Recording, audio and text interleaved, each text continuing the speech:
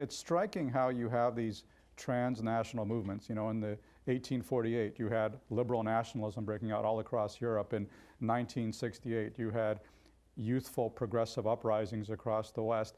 And right now you see these right-wing authoritarian or populist movements, as well as ultra-left movements perhaps in reaction to that. What accounts for the fact that so many of these institutions in liberal democracies are under siege, when arguably you could certainly make the case that these are the most successful political systems in history? The answer I would give is something I've been writing about for a while. I'm still writing about it.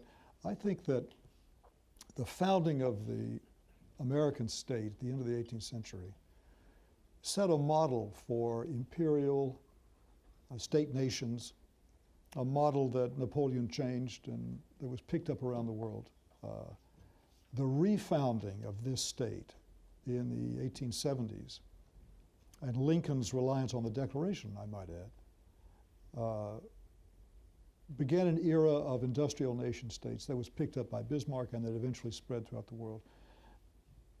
Over these 2.5 centuries, we've had two constitutional orders that were strategically dynamic and shaped the system of states.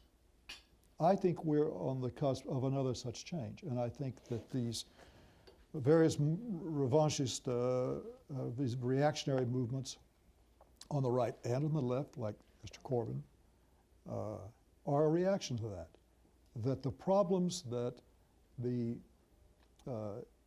nation states successfully conquered set in motion new problems as to which this constitutional order is really not quite capable. I'll just give you one example. One of the innovations of the industrial nation state was the development of weapons of mass destruction.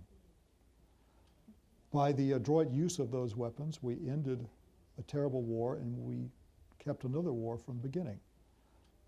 Now, those weapons are becoming commodified, and they will leak into the hands of smaller and smaller groups, non-state groups, state groups that have clandestine sponsorship of small groups, businesses, business groups that sell them.